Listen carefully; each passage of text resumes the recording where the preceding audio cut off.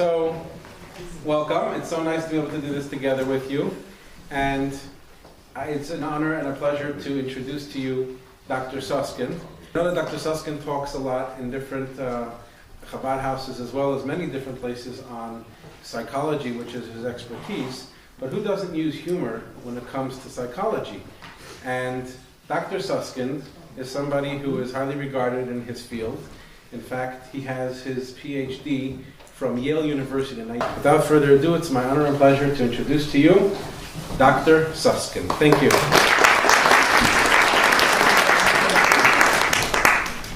It's a real pleasure to turn on the microphone and to be here tonight. Rabbi Pesach, Rabbi Burston, Rebbe Tzimchana are very special people, and Rabbi Burston is a very special spiritual person, and I was very excited when he invited me to come and speak. And I thought I had met him before.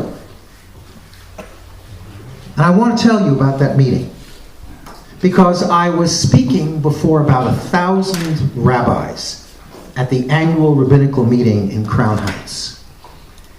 And there was somebody in the audience whose eyes were locked on mine, like they are now, with that smile, with that boyish smile.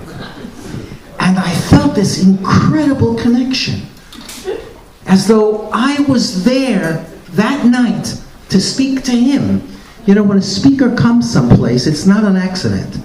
There's always somebody there for whom the speaker was meant to deliver a personal message. And as I went on, I felt the connection growing. I started to lose my peripheral vision. I didn't have a sense of anybody else in the room other than the fact that as I went on and on, there was some noise. It sounded like doors were opening and closing. Some people were leaving. And I felt this energy.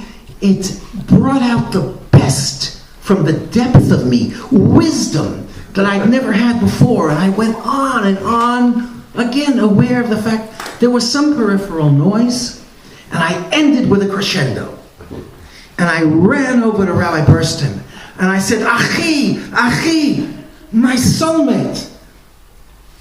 And we looked around, we realized it was only the two of us in the room. And I said, who are you?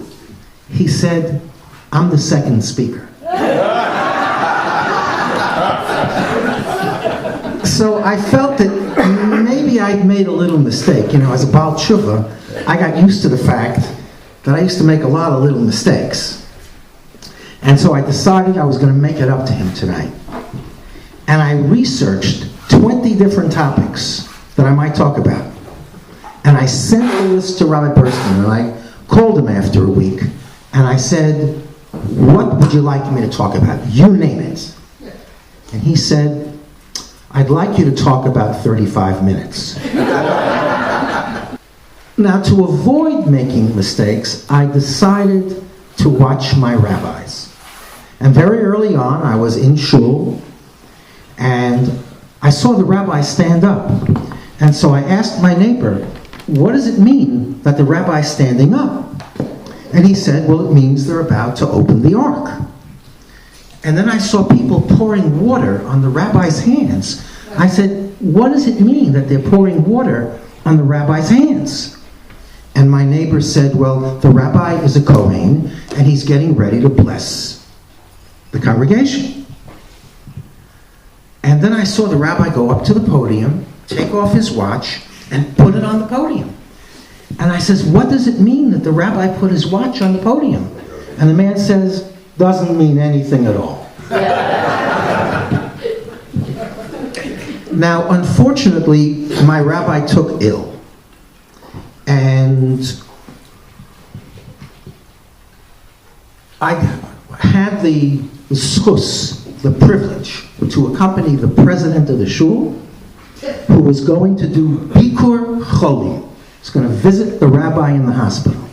And as I'm standing there, he leans over to the rabbi. He says, Rabbi, I want you to know last night the board met and wanted a Misha Berach for you for a speedy recovery.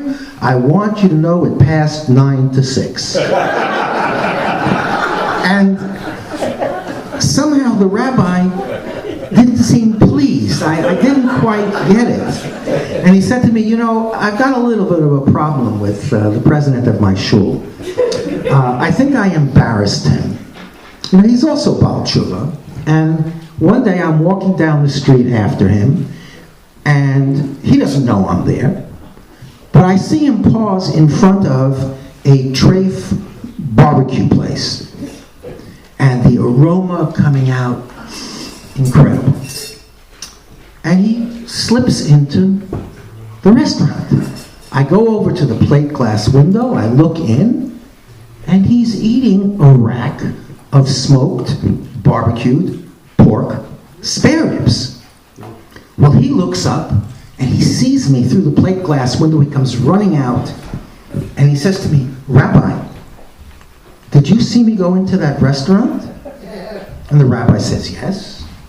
He says, Rabbi, did you see what I ate? And the rabbi said, yes.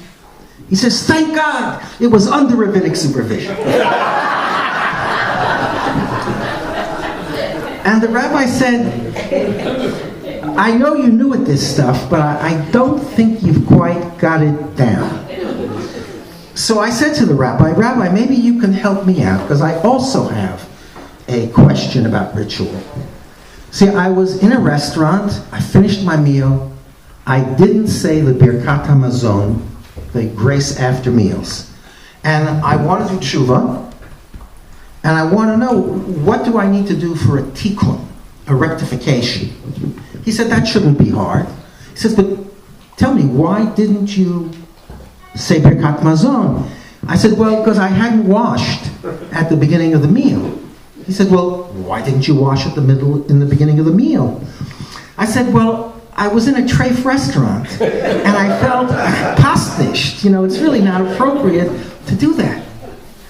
And he said to me, Dr. Susskind, you have gazillions of kosher restaurants around you. Why would you go to a treif restaurant?